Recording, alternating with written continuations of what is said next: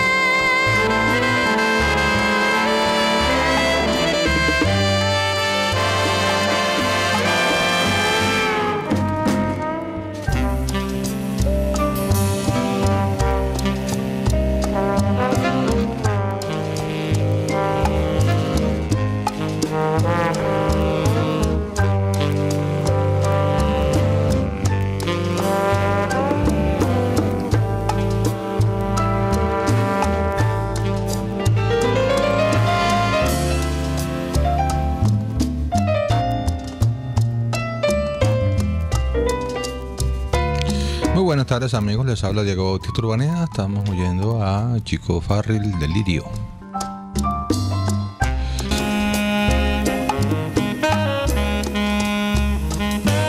Transmisión por internet a través de rcr.tv.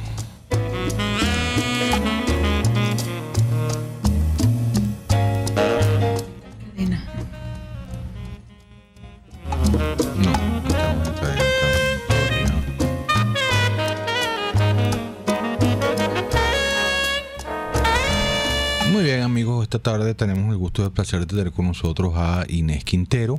Inés Quintero es muy conocida, de todas maneras dentro de unos minutos voy a recordar de quién se trata. Sin embargo, quería antes de empezar el programa con Inés una pequeña explicación. El debido a ser la semana. La verdad es que amigos, esta tarde tenemos el gusto 1 o 2 días a la semana a ir armando sobre todo con miembros de la Academia Nacional de la Historia, una especie de curso radial, digamos así, de historia de Venezuela, si se puede decir así, entrevistando a diversos especialistas de la Academia y probablemente también historiadores no pertenecientes a la Academia, pero especializados en diversos periodos o en diversas materias, para ir, como digo, reuniendo pues lo que pudiera constituir una especie de reflexión sistemática sobre la historia de Venezuela, sobre todo la historia republicana, aunque probablemente o con seguridad también hablaremos en algún momento de la colonia, de la época colonial. Entonces, bueno, nada más apropiado que empezar esta iniciativa con Inés, quien es directora de la Academia Nacional de la Historia, además de una historiadora pues con una trayectoria muy conocida y muy importante, publicado una serie de libros no solamente de muchísimo éxito editorial, sino de gran rigor y de gran calidad desde el punto de vista historiográfico. Y bueno, entonces para nosotros es un gusto tener a Inés para empezar pues este rompecabezas histórico que les estoy diciendo. Y bueno, Inés cuando le planteé la idea me dijo así como que le encantaría empezar a hablar del periodo sobre el cual coordinó la edición de un libro muy, muy importante, muy bueno, que está a punto de ser reeditado por los Libros del Nacional. Sí, pero eso lo coordinó Elías, el de Castro. O sea, lo que sé que yo... pero tú coordinaste el de Guzmán. Sí. Ok. Entonces, bueno, en todo caso, el periodo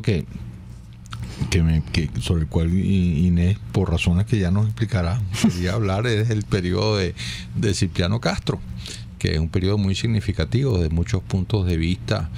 Y yo quisiera, Inés, primero agradecerte tu asistencia hoy al programa y, no sé, plantearte que pienso yo que estos periodos, bueno, cualquier periodo puede verse como de dos ópticas diferentes. Una, el acontecer propio de los años. Con Castro está presidente de 1899 hasta 1908. Bueno, entonces uno puede dedicarse a ver qué pasó en esos años, en esos 9 años, que bastantes cosas pasaron, por cierto. Pero otra óptica por la cual, por cierto, te sugeriría, si te parece, podríamos empezar. ¿Qué significan en la trayectoria de la Venezuela republicana estos 9 años de gobierno de Cipriano Castro? ¿Qué significa Cipriano Castro desde ese punto de vista? En este sentido, vale la pena recordar, por cierto, que un libro de Inés muy importante en este sentido, referido precisamente a estos años, se llama El ocaso de una estirpe. No es uno de sus libros más conocidos, porque ustedes saben que los libros más conocidos de Inés son los que se refieren a, bueno, el que tiene sobre María Antonia Bolívar, el que tiene sobre el Marqués del Toro, pero este libro que se llama El ocaso de la estirpe, yo particularmente siempre me ha parecido, primero, un excelente libro, y le he dado siempre mucha importancia a mis propias reflexiones historiográficas, porque se refiere justamente a lo que significan estos 9 años desde el punto de vista de la trayectoria republicana. Inés. Pues bueno, gracias, Diego, y yo, verdad, saludo esta iniciativa que reúne el espíritu divulgador y promotor de la historia de Diego, que siempre he mantenido aquí en La Linterna, junto con lo que somos los historiadores de oficio, que tenemos eso, la manía y la preocupación de estar pensando sobre nuestra historia. Entonces, creo que reunir estos dos espíritus representa, ¿verdad?, lo que ha dicho Diego, compilar todo este conjunto de conversaciones y tener un curso radial de historia de Venezuela. Me parece extraordinario.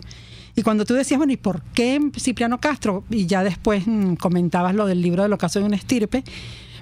Yo creo que, bueno, primero ese es mi primer libro, El ocaso de una estirpe. Eso es en mi pubertad historiográfica. Y ahora se reeditó ese libro, se publicó por primera vez en 1989. Y ahora se reimprimió también con Alfa, que fue quien lo editó por primera vez. La primera edición es de Alfadil. Es de Alfadil, claro. Sí, que es la que yo tengo. Yo tengo las dos, pero yo tengo la de Alfadil. Claro, que es ya pleistoceno antiguo, que me echaba broma Manuel Caballero. Dice, bueno, amiga, ya tienes libros que tienen 20 años. Pero bueno, en todo caso, a mí sí me parece que es un periodo bisagra, básicamente porque se ha dicho mucho que las grandes transformaciones del siglo XX tuvieron que ver fundamentalmente con Juan Vicente Gómez, ¿no?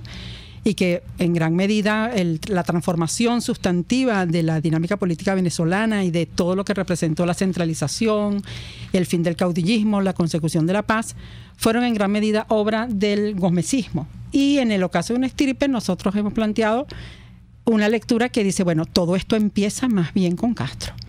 O sea, que el gomecismo y los logros del gomecismo tienen, digamos, la perdurabilidad que finalmente tuvieron, no solamente porque Gómez estuvo mandando durante 27 años, de manera que atornilló todas esas cosas muy bien, o sea, de manera con mucha musculatura, pero digamos que el planteamiento y la iniciación de estas transformaciones fueron en la época de Castro. ¿Y en qué sentido? Por ejemplo, se ha dicho mucho que quien liquidó el caudillismo fue Gómez, y realmente, digamos, la actuación política y militar de Castro tuvo entre sus objetivos precisamente liquidar lo que representaba el caudillismo como una fuerza política importante por la vía de, digamos, garantizar una centralización militar mucho más efectiva, ¿no? Entonces yo diría que el comienzo que es por eso que el libro se llama así, El ocaso de una estirpe, que el comienzo de lo que sería la liquidación final del caudillismo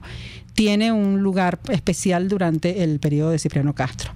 Y esto se hace mediante distintos mecanismos. Ya, por una parte, estaría una decisión política de rodearse esencialmente de los caudillos que son leales, pero que son leales no a una fórmula caudillista clásica, como la que tú planteas dentro de lo que sería el sistema caudillista del siglo XIX, sino un sistema de lealtad que depende ya no de la fortaleza política que cada caudillo tiene en su región, sino la decisión de sostener al jefe del poder central. O sea, que se invierte esta relación, y eso, por supuesto, se va a lograr no solamente por la vía de ese control de lealtades, sino también por un planteamiento que yo creo que fue crucial para el momento, que fue la recolección de armas. O sea, buscar la manera de recolectar las armas dispersas en el territorio, porque eso permitía garantizar que esos caudillos que estaban en cada una de las localidades no tuviesen acceso directo a un armamento que podía eventualmente ser un factor de desestabilización del poder central. A esto se suma, yo creo que una de las iniciativas también determinantes de esta mudanza, que fue rotar a los caudillos. O sea, nosotros tenemos, por ejemplo, que durante el periodo de Guzmán, los caudillos que ejercían el poder en cada una de esas localidades eran de por sí caudillos de la localidad. Por ejemplo, los Batistas en Trujillo, o en Mérida, los caudillos de Mérida, o en Coro, los Riera, ¿no? Castro se inventa una fórmula mediante la cual empieza a mudar a los caudillos de su sitio de origen a otras localidades. Entonces uno va a ver, por ejemplo... Con nombramiento. Claro, por la vía del nombramiento. Entonces, por ejemplo, uno va a ver a los gochos, a los andinos, en Cumaná. O sea, Santiago Briceño Ayesterán va del Táchira profundo a Cumaná. O sea, yo ahorita todavía... A lo mejor ni le entendían lo que hablaba. Claro, pero además, o sea, el gocho no come pescado frito, por ejemplo, y en Cumaná eso es lo que se come. Entonces, eso representó, ¿verdad?, una alteración importantísima de lo que serían las redes de poder local. Y tenía un elemento que además soportaba aquello, que es que un caudillo que estaba en un lugar a donde no estaban, digamos, sus huestes ni sus lealtades, no tenía manera de alzarse, ¿no? Entonces esto fue una filigrana política importante que en gran medida determinó la posibilidad del establecimiento de un sistema político donde no es que desaparecen los caudillos, porque los caudillos están allí. Lo que pasa es que su relación con el poder central se modifica por la vía de la lealtad a quien está ejerciendo ese papel, ¿no? Esto también se va a sostener con lo que sabemos que ocurre muchas veces en Venezuela cuando hay una mudanza política, por la vía de una modificación de la Constitución.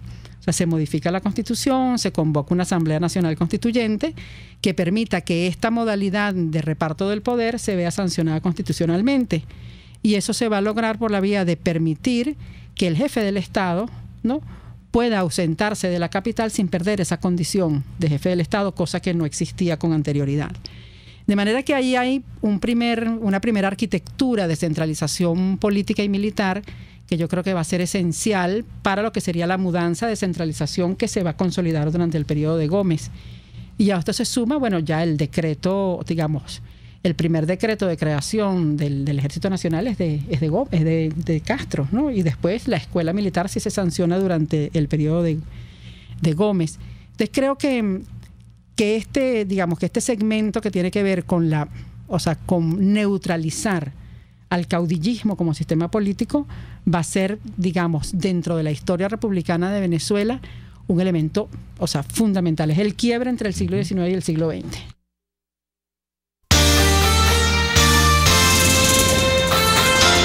Usted escucha La Linterna, su tertulia en radio por RCR 750 AM.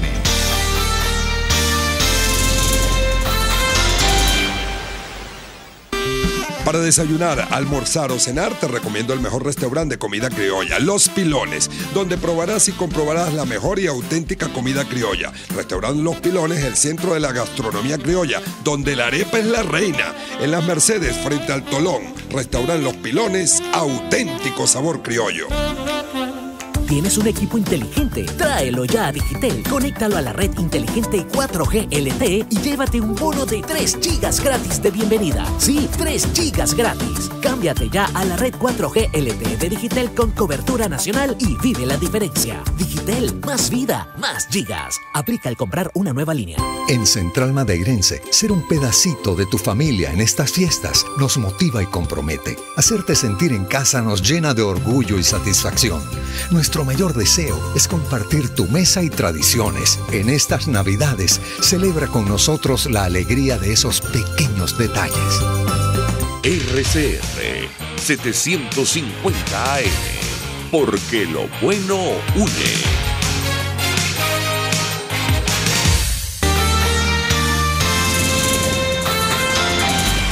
Conversación abierta sobre la actualidad. Es La Linterna en RCR 750 AM.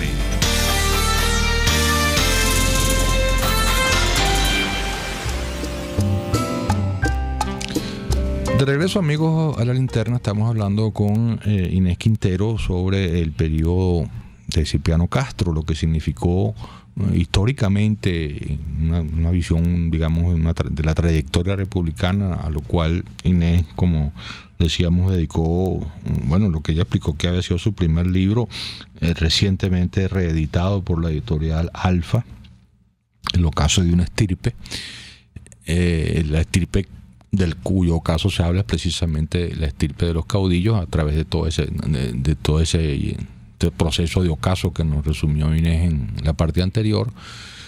Y bueno, yo le decía que podíamos también, bueno, primero quizás de repente hablar, Inés, un poco de la última década del siglo XIX, la década de 1890 1899, que es cuando Castro arma su revolución restauradora y se viene de los Andes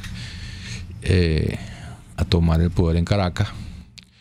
Y luego del propio gobierno de Castro, ¿no? Porque tú nos explicabas, me conversabas aquí en el intermedio, que bueno, una de las cosas que pasa es que Castro dedica prácticamente todos los recursos fiscales del Estado justamente a lo que tú estabas hablando antes, la compra de armamento, la modernización del ejército, la centralización del ejército, y eso lo deja sin real para más nada. Claro, y se viene el bloqueo. No, mira, es bien importante lo de la década anterior, porque por supuesto ninguno de estos procesos de transformación, digamos, tan contundentes, ocurren de la nada. O sea, es muy difícil que en un proceso histórico un mandatario pueda, digamos, intervenir un sistema político si este sistema político está sólido, tiene una musculatura, o sea, está en su mejor momento. Y efectivamente la última década del siglo XIX da cuenta, y eso está magistralmente explicado por un libro también de un gran autor al quien echamos de menos permanentemente, que es La caída del liberalismo amarillo, del doctor Ramón J. Velázquez, ¿no? Que lo que plantea allí, por la vía de un personaje que es Antonio Paredes, es cómo efectivamente el liberalismo amarillo como baluarte político del siglo XIX, especialmente durante el periodo de Guzmán, de Guzmán Blanco, ya está está haciendo goteras por todas partes. O sea, el liberalismo amarillo no tiene manera de sostenerse, producto por una parte de la ausencia de Guzmán Blanco y por otra parte de las pugnas precisamente que surgieron adentro de los distintos caudillos del Partido Liberal Amarillo. De hecho, Cipriano Castro es, en alguna forma, una figura de este tejido que se llama el liberalismo amarillo. Y cuando él va a tomar el poder, como consecuencia, digamos, de la última, el último presidente de este proceso de sostenimiento del liberalismo amarillo, que es Joaquín Crespo, cuando trata de imponer a su sucesor, que es Ignacio Andrade, hay todo el descalabro, digamos, de esta sucesión, que termina por una parte con la muerte de Joaquín Crespo y por la otra parte con el desconocimiento más o menos político de lo que sería la hegemonía o la legitimidad de Andrade como sucesor efectivo de lo que eran las redes de poder del liberalismo amarillo. Y es frente a eso que se alza Cipriano Castro como una figura de este sistema político que se levanta en armas para restaurar el liberalismo, porque es la revolución liberal restauradora. Claro, una de las primeras, Castro era muy efectivo para las proclamas, ¿no? Después en la gestión de gobierno quizás no fue tan efectivo, pero sus proclamas fueron bastante sonoras y ruidosas. Sabemos que la primera proclama de Castro cuando toma el poder es nuevos hombres, nuevos procedimientos, nuevos ideales, ¿no? Que en todo caso lo que está señalando es, bueno, aquí hay que hacer las cosas de otra manera, y efectivamente las hizo de otra manera, como estábamos comentando. Sin embargo, para poderlas hacer de otra manera hubo una decisión también política muy también de mucha, digamos, de mucha rudeza y de mucha disposición, que fue, bueno, canalizar los recursos del Estado, que tampoco eran muchos. Hay que recordar que el Estado venezolano vivía de la aduana y de algunos minucias, no tenía obviamente lo que significó la renta petrolera, de la cual sí dispuso Juan Vicente Gómez, y Castro toma la determinación de utilizar las fuentes de recursos del Estado precisamente para apuntalar esta reforma que él está planteándose, es comprar armamentos, aumentar, digamos, el ejército regular, buscar la manera de que toda esa infraestructura militar que está desmantelada, que está muy mayugada, pueda responder a las necesidades de esta concentración de poder, y va efectivamente dirigiendo los recursos de una manera. O sea, hay un momento del periodo de Castro, que es ya durante la Revolución Libertadora, que más del 60%, casi el 70% de los recursos están siendo dirigido al apuntalamiento militar y político del gobierno, ¿no? Esto va a determinar que haya el otro momento crítico del periodo de Cipriano Castro, que va a ser el bloqueo de 1902, que es, verdad, un momento también bisagra del gobierno de Cipriano Castro, porque en 1902 no solamente está alzada toda la hueste caudillista, apoyada nada más y nada menos que por la General Asphalt del petróleo, con una figura importantísima que es Manuel Antonio Matos, que es el principal banquero del país. O sea, esta alianza caudillos, imperialismo, porque ahí sí se puede decir con propiedad que es la General Asphalt como empresa, como empresa petrolera, como empresa del asfalto, y el principal banquero de Venezuela, con el propósito explícito y de sacarlo del poder. Y en ese contexto se da el bloqueo. O sea, cuando uno ve ese momento, uno dice, bueno, ¿cómo en una alianza de estas características, en un momento de conflicto y de crisis tan contundente, o sea, quién podía apostar por el sostenimiento de Castro en el poder? ¿No? O sea, un hombre que tenía apenas de 1899 a 1902, 3 años, ¿no? Y ocurre un elemento bien importante, que es esta proclama de Castro, la planta insolente del extranjero, el suelo de la patria, que termina nucleando a su alrededor, bueno, lo que había sido esa dispersión caudillista. O sea, el primero que se sale de la Alianza Libertadora es el Mocho Hernández, ¿no? Que dice, ya va, el Partido Nacionalista, nosotros no podemos debilitar al gobierno en un momento en que la agresión extranjera está, afectando, digamos, la estabilidad de la nación, y eso va a ser, digamos, un elemento fundamental en lo que podría haber sido salir con bien de esa crisis tan dramática. Al mismo tiempo, bueno, la división de lo que había sido digamos, el proyecto de la Libertadora, y la dificultad de efectivamente lograr, ¿no?, un triunfo militar sobre un ejército fortalecido, con recursos. Entonces, esto va a ser, digamos, a partir de 1902, y con lo que tú comentabas de la derrota al año siguiente, en 1903, de lo que queda la última hueste caudillista, allá es cuando empieza efectivamente el gobierno de Cipriano Castro, ¿no? O sea, el gobierno, para que, con la idea de apuntalar el proyecto original, que es liquidar definitivamente el caudillismo, lograr una centralización administrativa, política y militar mucho más sólida, y crear una especie de convertirse Castro en el presidente de Venezuela. O sea, que yo creo que también un elemento bien importante. En Venezuela no se acostumbraba, y no era una práctica común en el siglo XIX, por las dificultades de comunicación, por las trabas constitucionales, por todo lo que era el aparataje de esa práctica federal, entre comillas, que el presidente anduviese por ahí paseando por el país. Entonces Castro instaura una cosa que se llama las giras presidenciales. Entonces Castro empieza a viajar a todo el país, o sea, a hacerse presente como figura del poder central. Pero cuando decimos a todo el país, es a todo el país. O sea, las giras presidenciales de Castro están además registradas en un libro que se llama Las giras presidenciales, que tiene además un efecto no solamente político, sino festivo. Es primera vez que, por ejemplo, en Tumeremo, llega el presidente de la República, a Valencia, o a Cojedes, o sea, a cualquier rincón del país. Y la llegada de Castro estaba precedida, como en la época de la colonia, cuando llegaba el obispo, o sea, había fiesta. Y había, por supuesto, todo un conjunto de actos públicos que lo que hacían era, por una parte, recibir al jefe del Estado, pero por la otra, refrendar la autoridad de ese hombre como jefe político del país.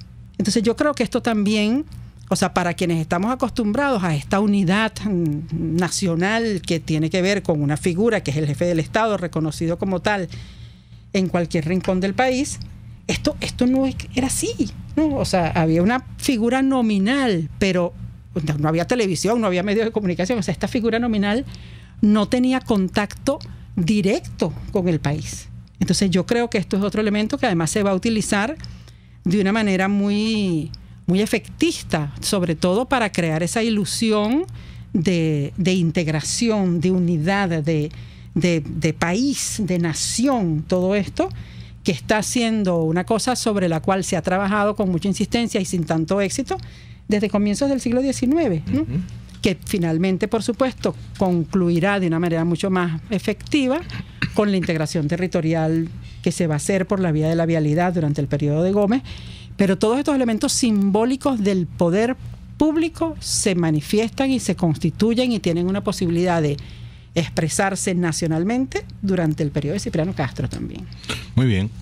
Vamos a una pausa para mensajes de publicidad. De repente al regreso, tomando esta idea tuya, Inés, que acabas de expresar de que, el gobierno de Castro, como gobierno, apartando ese elemento muy importante que tú acabas de subrayar de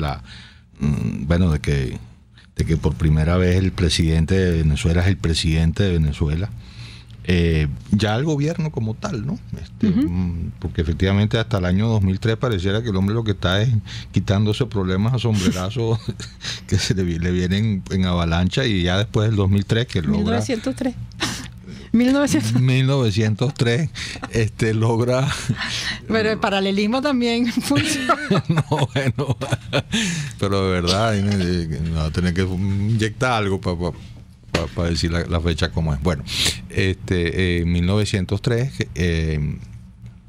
son 5 años de gobierno, hasta finales de 1908, cuando su compadre, el benemérito general Juan Vicente Gómez, lo desplaza del poder.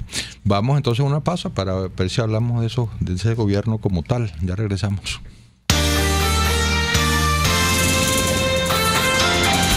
Una forma de expresar libremente las ideas y opiniones. La Linterna, por RCR 750 AM.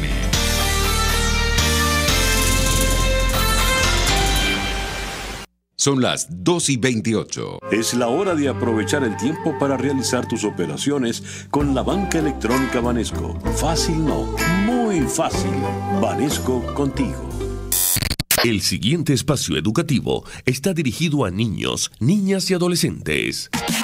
Cultura ecológica para el mundo real. RCR presenta El Conuco de Prometeo, una producción nacional independiente de Carlos Peláez, certificado número 22.388, para dar cumplimiento al artículo 14 de la Ley de Responsabilidad Social.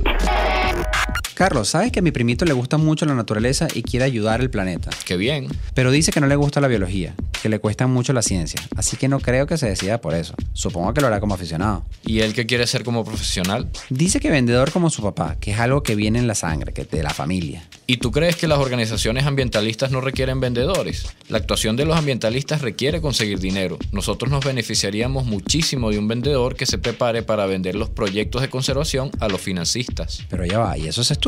Bueno, es cuestión de revisar los PENSA, pero si no existe una escuela que dé la materia a vender proyectos de conservación, eso no es impedimento. Cualquier profesional puede poner sus conocimientos a la orden de la naturaleza. A ver, dame ejemplos. Casualmente estuve hablando con una desarrolladora de bienes raíces este fin de semana. semana. Me contactó porque están proyectando una urbanización de lujo y en lugar de paisajismos típicos con especies florales exógenas, quieren que las áreas verdes de la zona se integren a la naturaleza del ecosistema circundante. ¡Wow! ¡Qué bien! Esa persona se convierte en un campeón ambiental, pero desde su experticia, que es el desarrollo de proyectos de construcción. Claro, y ella únicamente lo hace porque tiene la sensibilidad. Imagínate si hubiera hecho un pequeño diplomado en gestión ambiental. Pero es que esa es la otra. Cualquiera sea la carrera que tú estudies, después puedes hacer diplomados en lo que sea, especialmente en cuestiones ambientales. Por supuesto, la defensa de los ecosistemas y de la sobrevivencia sostenible del hombre sobre el planeta es algo muy complejo que más bien requiere de muchos talentos diferentes. Por ejemplo, los comunicadores pueden ayudar a difundir los mensajes y educar a la gente. Los deportistas pueden promover las prácticas deportivas al aire libre. Los ingenieros, arquitectos, diseñar edificaciones que sean ecoamigables. Las ONGs ambientales necesitan contadores y administradores especializados en administración de ONGs. Los ingenieros industriales pueden ayudar a darle viabilidad a las empresas de reciclaje. Los profesionales del turismo pueden promover el turismo sostenible. Los computistas pueden diseñar software que ayuden a los ecólogos a entender la naturaleza. Los diseñadores de moda pueden promover el uso de fibras ecológicas. Los bomberos pueden meterse a bomberos forestales. Los lancheros pueden llevar a los biólogos marinos a estudiar los corales que están en peligro.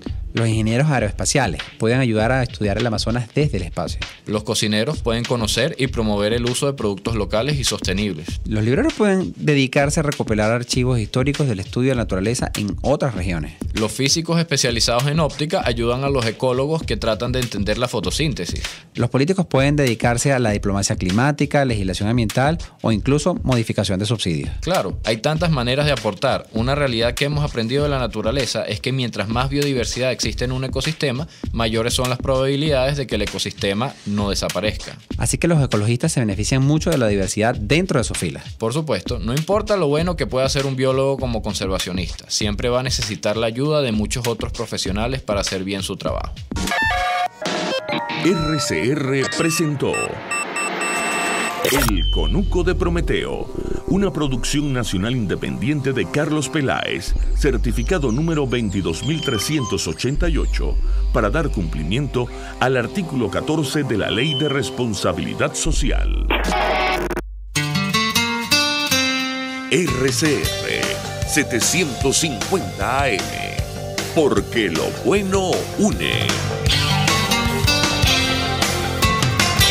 ¿Quieres disfrutar la mejor red de navegación 4G LTE? Digitel y Samsung lo hacen posible. Trae tu equipo inteligente Samsung 4G a Digitel o compra uno de los nuestros y llévate 3 GB gratis de bienvenida. Sí, 3 GB gratis al comprar una nueva línea. ¿Qué estás esperando? Digitel y Samsung, una alianza doblemente inteligente. Digitel, más vida, más gigas. En La Toscana Restaurante consentimos en grande. Ven y deja que nuestro nuevo chef le brinde un nuevo disfrute a tu paladar, con la tradicional gastronomía toscana y los más variados sabores mediterráneos. Bergomi de pollo, manzana y queso de cabra en una deliciosa salsa de estragón y tomates secos. Toda la excelencia y buen servicio. La Toscana Restaurante, para los paladares más exigentes. Avenida Páez, El Paraíso. Las distancias de un sitio a otro en Miami son bien largas. Acórtalas con One Switch Rent-A-Car y Rent-A-House. Te ofrecemos una amplia gama de vehículos adaptado a tu presupuesto. Entra a rentacar.rent o llámanos al 0212-335-4993. One Switch Rent-A-Car y Rent-A-House en Miami. Visión Paraíso es una clínica oftalmológica con los más modernos equipos y médicos en permanente actualización. Lo atendemos en el Centro Comercial Multiplaza Paraíso, nivel Caracas, 822-6800. Visión Paraíso para diagnósticos precisos de miopía, astigmatismo, glaucoma, retina, vitrio, córnea, cirugía plástica ocular y oftalmología pediátrica. Por encima de todo, prevención. Es Visión Paraíso, clínica oftalmológica en el Multiplaza Paraíso, nivel Caracas, 822-6800. En La Toscana Restaurante consentimos en grande. Ven y deja que nuestro nuevo chef le brinde un nuevo disfrute a tu paladar, con la tradicional gastronomía toscana y los más variados sabores mediterráneos. Bergomi de pollo, manzana y queso de cabra en una deliciosa salsa de estragón y tomates secos. Toda la excelencia y buen servicio. La Toscana Restaurante, para los paladares más exigentes. Avenida Páez, El Paraíso. En Vele Group somos la solución en envíos aéreos y marítimos. Ofrecemos servicios con la mejor calidad y en tiempo récord, de manera fácil y segura, a través de comprasyenvíos.com. Contáctanos 0251-710-4945 y por nuestras redes Velegroup, aliados en compras y envíos. A la hora de comprar para tu hogar o empresa, primero acércate a Casa de Oblea, donde consigues alimentos, confitería, piñatería, charcutería, pasapalos, envases, artículos e ingredientes para repostería, artículos de ferretería y mucho más. Al mayor y al detalle, eso sí, todo de primera calidad. En Baruta, calle Páez con Mariño, teléfono 0212-944-6332. Casa de Oblea, 100% frescura y calidad. ¡Atención todos! Nuevo taller práctico de actuación, dictado en la Universidad Católica Andrés Bello por Jesús Hernández. Voz de Clarence, el hermano de Llorel, Robin y otros personajes para América Latina. Llama al 0414-029-8645. Te invitan Cinex, Caracas Comic Con y Hakuna Studios. Toda Venezuela es territorio magallanero. Somos RCR Deportes, circuito oficial de los navegantes del Magallanes, campeones por siempre. Disfruta el encuentro de hoy entre Navegantes del Magallanes y Tiburones de la Guaira, desde el estadio de la Ciudad Universitaria de Caracas, a partir de las 6:45 de la tarde. RCR Deportes, circuito oficial de los Navegantes del Magallanes, campeones por siempre.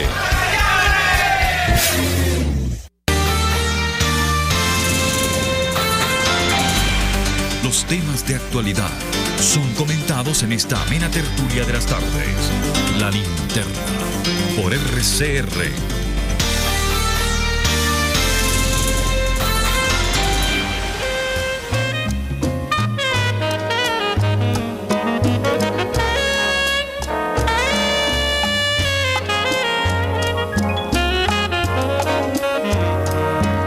De regreso, amigos de La Linterna, estamos hablando con Inés Quintero sobre el periodo presidencial de Cipriano Castro, que yo, como ustedes se habrán dado cuenta, he movido un siglo para adelante.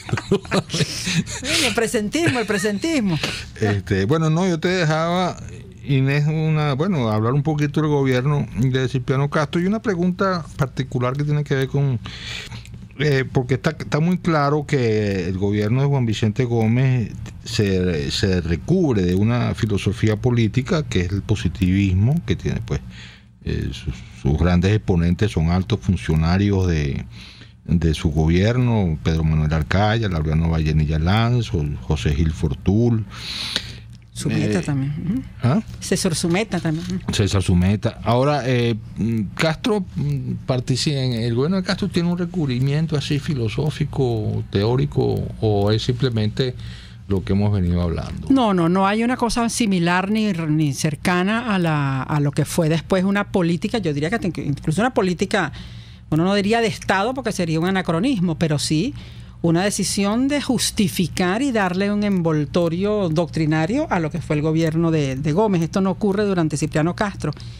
Más bien, en el caso de Cipriano Castro, lo que hay es una propaganda más alrededor de Cipriano Castro, de la figura de Castro como personaje, ¿no? Uh-huh. Lo que hablábamos primero de las giras presidenciales y también, en segundo lugar, el tema de eso, de la propaganda oficial. Hay un periódico, como también lo va a haber, por supuesto, durante el periodo de Gómez, el nuevo diario, que está el periódico de Castro, que es el Constitucional, si no mal no recuerdo. Sí. Uh-huh. Y había también una propaganda oficial, o sea, era más propaganda que doctrina, por decirlo de alguna forma.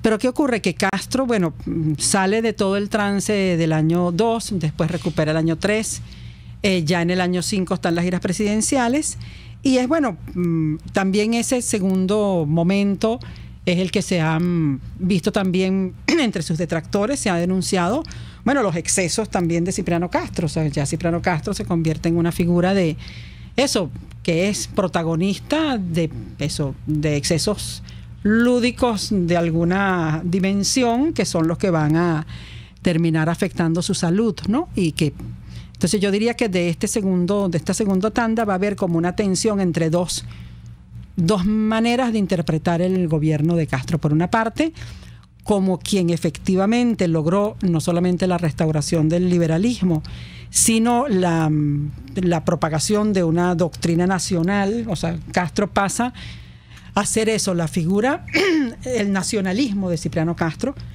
que va a ser, ¿verdad?, un elemento que va a estar muy presente en la propaganda del momento y después en la reconstrucción historiográfica del régimen. Y también va a haber una campaña muy fuerte de detracción contra Cipriano Castro, primero por toda la cosa política de la persecución de los enemigos, de la prisión de sus enemigos, de la liquidación de la oposición, y por otra parte del tema de sus excesos y de su gusto por el licor y las damas, ¿no? Ahora, este último periodo, este periodo va a tener un momento bastante particular que tiene que ver cuando él deja encargado del gobierno a Juan Vicente Gómez, ¿no? Que él dice, ya está bien, que es como una especie de acción de las que solía hacer Guzmán, de yo voy a nombrar un sucesor y después para que el país me llame para ser aclamado, y esto va a generar eso como el quiebre entre Gómez y Castro, ¿no? O sea, un quiebre muy, muy sutil, porque Juan Vicente Gómez, después de que acepta ser quien vaya a sustituir a Cipriano Castro se hace aclamar, y entonces Gómez tiene que retraerse nuevamente y apoyar la aclamación de Cipriano Castro, entre otras cosas porque como el periodo de Cipriano Castro se acababa antes de la conmemoración del Bicentenario de las Independencias, que era en el año 10, él hizo toda esta faramalla para poder ser presidente constitucional cuando hubiese todos los fatos del primer centenario de la Independencia. Lo cierto es que, lo que se ha dicho siempre, Juan Vicente Gómez decide pasar agachado, o sea, hacerse el loco, y empieza entonces a crear su propia base política, ¿no? Que va a ser lo que determinará que cuando Cipriano Castro tenga que salir de Venezuela producto de su situación de salud, en virtud de que Gómez ha demostrado tal lealtad, ha demostrado tal tranquilidad, tal disposición a ser partícipe o a aceptar los caprichos de Castro, Castro no tiene la menor duda en nombrarlo, encargado del gobierno. Tú te quedas aquí mientras yo voy, me curo, me operan los riñones y regreso, ¿no? Y como se sabe, esto, lo que Juan Vicente Gómez dirá, esto es un golpe dentro, un golpe dentro de la misma causa, porque es verdad, y no pasó absolutamente nada. Se va Castro, Juan Vicente Gómez denuncia que hay una campaña producto del mismo Castro para desestabilizar la tranquilidad nacional, y con eso desmantela, saca del poder a Castro y se queda él con lo que sería entonces ya no la restauración liberal, sino la rehabilitación nacional, ¿no? Y va a ser eso, el inicio de un nuevo tiempo. O sea que es bastante llamativo de qué manera Castro puede imponerse y lograr una cohesión de las características que hace, que es desmantelando el caudillismo, y cómo precisamente esa debilidad que constituye el desmantelamiento de las bases de poder que habían existido hasta el siglo XIX va a permitir esta sustitución incruenta por parte de Gómez, porque Gómez es el que tiene el aparato militar. O sea, la institucionalización armada del Estado por la vía de un ejército nacional, si bien la figura es Castro, quien tiene efectivamente el control de mando es Gómez. Entonces, este desmantelamiento del caudillismo es la puerta para, de alguna forma, eliminar el sistema político anterior y crear una nueva estructura que Ramón J. Velázquez llamaba jefe del ejército, algo así como caudillo, jefe del ejército y nación, como un trípode que saca del juego, a la red de caudillos, ¿no? Sí.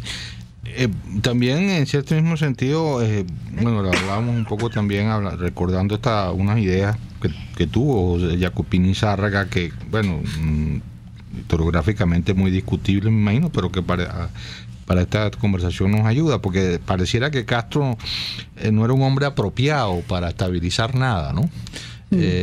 Atrabiliario, desordenado, con estos excesos y estas aficiones muy fuertes que tú mencionabas, y arbitrario, impredecible, y entonces también eso va generando una cantidad de descontentos subterráneos y secretos que Gómez va capitalizando, ¿no? Entonces pareciera que también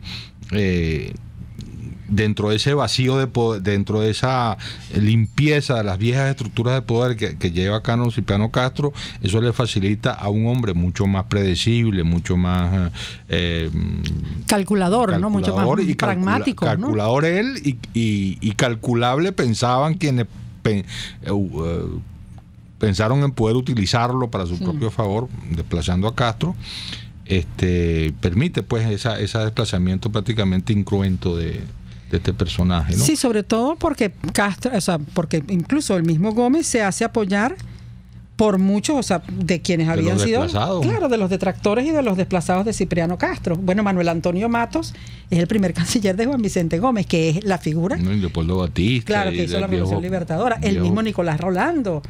O sea, muchos de ellos van a estar en lo que sería la figura que constituye Juan Vicente Gómez, que es el Consejo de Gobierno, donde él convoca a estos caudillos que fueron derrotados en la Revolución Libertadora para que hagan comparsa. Para darles oficio. Sí, para darles oficio, para que ponerlo. Y bueno, verdad es patético cuando uno ve en las cartas de ese último momento, ya de los últimos años de Castro y de los primeros de Gómez, las cartas de estos caudillos, por ejemplo, Ramón Guerra, que era, o sea, una figura, o sea, de esos referentes que estuvo incluso en la Federación, en las trincheras, aquí estoy, dame unos baños de agua caliente en trincheras, esperando para que me esté un carguito a un sobrino mío. O sea, de haber sido una figura de la Federación hasta achinchorrado, echando agüita termal en trincheras. ¿No?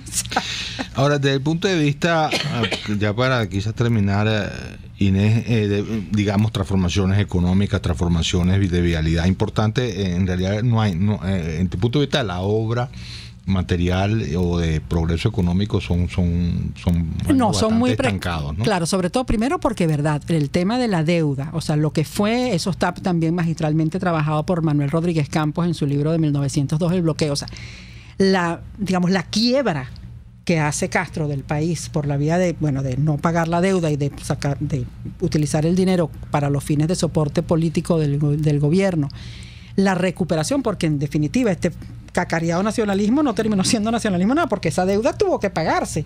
Y el árbitro fue nada más y nada menos que los Estados Unidos, los protocolos de Washington, además que se escribieron en inglés.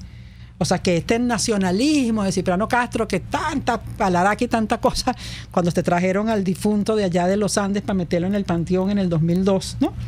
No, el nacionalismo, ya este señor armó esa laraca, la planta insolente y después se sentó con los gringos a firmar los protocolos de Washington, y eso lo firmaron unos abogados puestos por el gobierno norteamericano, y los protocolos de Washington, los originales, son en inglés, y después se le tradujeron para que entendieran qué era lo que se había firmado. Total, que esas deudas hubo que pagarlas, o sea, se aceptaron, o sea, en definitiva, que le terminó de pagar Gómez famosamente, ¿no? Claro, en el 1930, pero sí, por ejemplo, de las pocas cosas que yo creo que tuvo, digamos, repercusión perdurable de esa gestión, tuvo que ver, por ejemplo, con una cosa muy llamativa, que fue recuperar la Armada. O sea, la Armada estaba en el piso, que eso fue lo que le permitió además controlar el territorio, porque había una Armada que incluso tenía manera de transitar fluvialmente, o sea, por el Orinoco y entrar hacia los llanos, y eso es lo que garantiza también la derrota de Ciudad Bolívar, que llegan las tropas. Pero seguimos hablando del plano militar. Claro, todo esto en el plano militar, pero entonces un plano militar del territorio que fue muy importante,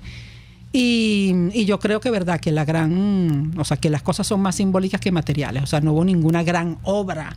Bueno, el Teatro Nacional, pero eso, obras de transformación urbana no hubo ninguna. Y economía ciudad estancada. Y una economía estancada, sobre todo en un momento. Claro, y en un momento de una crisis económica muy aguda, que no solamente tuvo que ver con el bloqueo, sino con la caída de los precios del café y con muchos elementos que también contribuyeron.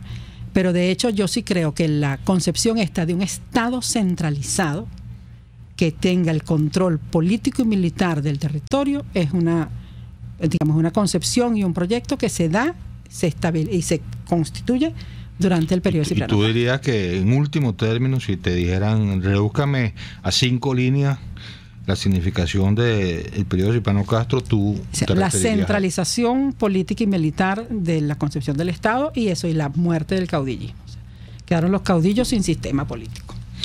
Bueno, magnífico, Inés, muchísimas gracias. Yo le pido mucho a todos la excusa por esta reiteradas equivocaciones de la fecha en que he incurrido hoy. Espero que me disculpen, de verdad, no sé qué me pasaba. Y bueno, creo que ha sido un programa interesantísimo, ilustrativísimo, y de verdad muchas gracias, Inés, por estas tan iluminadoras conversaciones y reflexiones sobre estos años de ya hace un poco más de un siglo. Muchas gracias a todos ustedes por su atención y vamos a despedir con Chico Farril Carambola.